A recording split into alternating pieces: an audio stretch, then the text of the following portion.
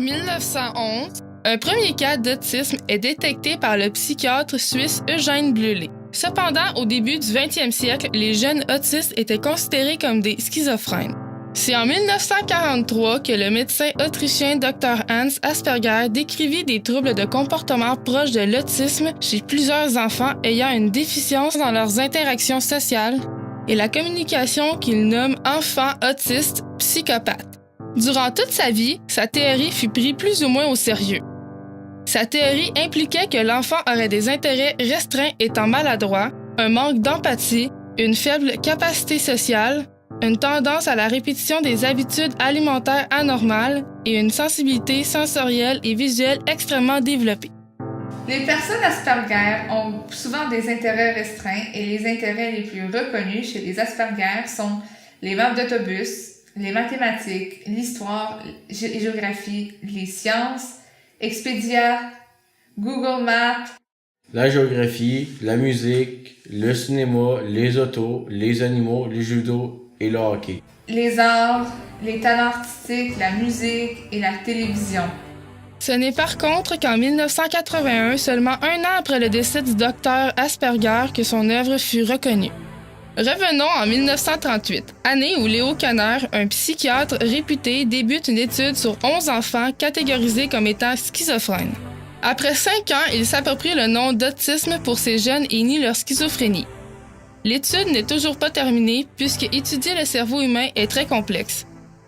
À ce jour, les recherches nous ont mené au fait que certaines personnes ont un trouble envahissant du développement qui sont connus sous 5 catégories.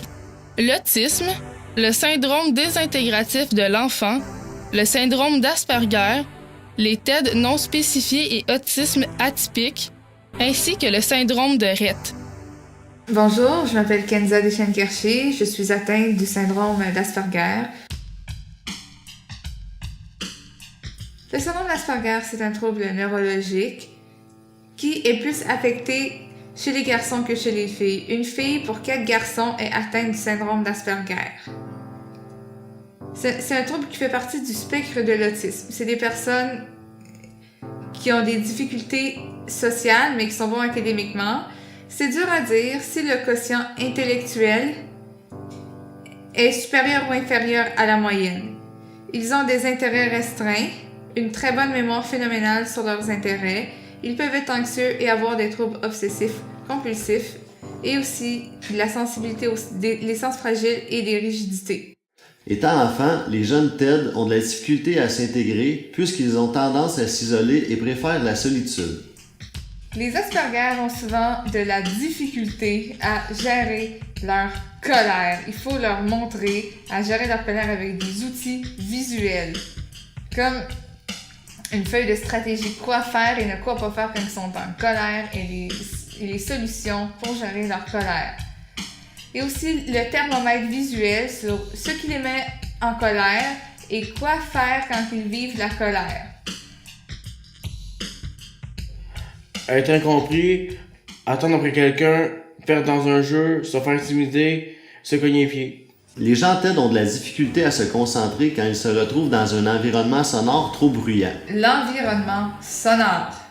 Les personnes souffrant d'autisme ou d'Asperger ont la vision très sensible aux lumières qui flashent et aussi une grosse sensibilité au bruit. Une multitude de spécialistes ont supposé que plusieurs grands de ce monde étaient Asperger. Nous retrouvons entre autres Steven Spielberg, Tim Burton, Alfred Hitchcock, Albert Einstein, Marie Curie, Isaac Newton, Bill Gates, Steve Jobs et Socrate. Nous retrouvons aussi plusieurs artistes dont Beethoven, Léonard de Vinci, Bach, Mozart, Van Gogh et Michel-Ange. Quelques grands inventeurs aussi font partie de ce lot, dont Thomas Edison, Alexander Graham Bell et Henry Ford.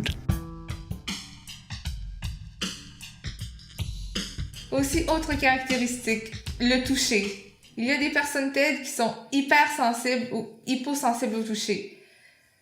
Moi, avant qu'on rentre dans ma bulle, je préfère qu'on me le demande. Et je préfère aussi garder un bras de distance. Se faire dénigrer, enfermer dans un casier ou se faire pousser par terre. Le contact visuel est aussi une autre difficulté chez les personnes Asperger. Ils ont de la difficulté à regarder les gens dans les yeux ou à faire des contacts visuels parce que il y a trop de stimulation. Se faire cracher dessus, frapper dans le ventre ou sur la tête.